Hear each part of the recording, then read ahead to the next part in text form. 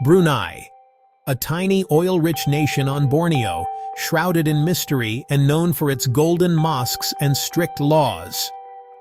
Before arriving, I pictured a place of silence and rules, a society closed to outsiders. But to truly know a country, you have to walk its streets and meet its people. I wanted to see beyond the headlines and discover the real Brunei, the one found in market smiles, water villages, and rainforests. What is life like in the abode of peace? Can you connect in a place so rooted in tradition? My goal wasn't to judge, but to learn and observe with an open heart. I packed not just clothes, but curiosity and respect, ready to be surprised and inspired. This is the story of that journey, about finding connection, discovering hidden treasures, and learning that the soul of a country is never what you expect. Come with me as we explore the hidden corners of Brunei. To truly experience Brunei, I set myself a challenge. Explore the country on just $700. This wasn't about being cheap, it was about being intentional, seeking out the real Brunei beyond luxury. A tight budget meant eating where locals eat, using public transport, and finding joy in simple pleasures. Every dollar spent was a conscious choice, turning my trip into an exploration, not just a vacation.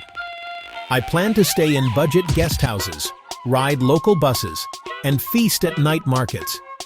The budget became my guide, pushing me to ask questions, seek advice, and be resourceful. This approach stripped away the non-essentials and focused on what matters: human connection and genuine discovery. I wasn't just a tourist. I was part of daily life, ready to haggle at markets and wait for the bus. My $700 became my passport to the heart of Brunei. I was ready to embrace every challenge and celebrate every small victory. Landing in Brunei, the calm was immediate, orderly, peaceful, and uncrowded. The city, Bandar Seri Begawan, blended grand Islamic architecture with lush parks and wide, empty roads. My first encounters were warm. A smiling immigration officer, a taxi driver proud to share his city. People moved at a relaxed pace, softening my expectations of a stern nation. The city's contrasts were striking. The golden Sultan Omar Ali Saifuddin Mosque beside the sprawling water village of Kampong Ayer.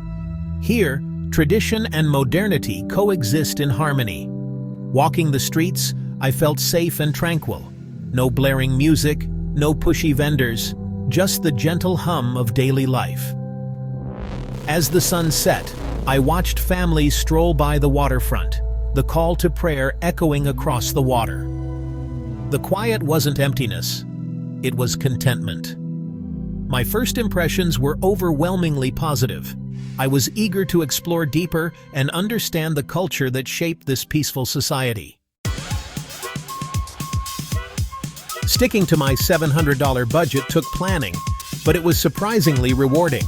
I chose a family-run guest house, simple, clean, and full of local insight.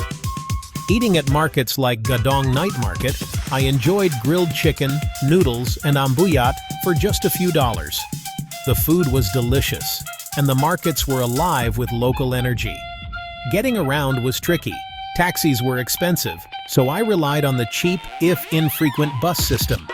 Waiting for buses became a chance to observe and connect with locals. My daily expenses averaged $35 to $40, covering room, meals, transport, and small attractions.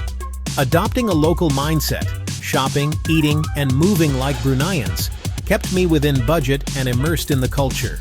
The most authentic experiences didn't cost much. They came from stepping outside my comfort zone.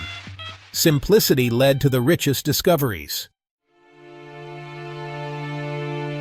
Brunei's attractions are a blend of spiritual grandeur, wild nature, and vibrant local life.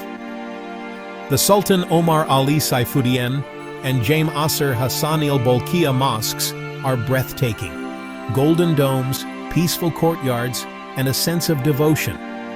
Beyond the city, I ventured into Ulu Temburong National Park, untouched rainforest, river journeys, and canopy walks above endless green. Brunei's commitment to conservation is clear. Over 70% of the country is rainforest. Kampong Air, the world's largest water village, offered a glimpse into traditional life.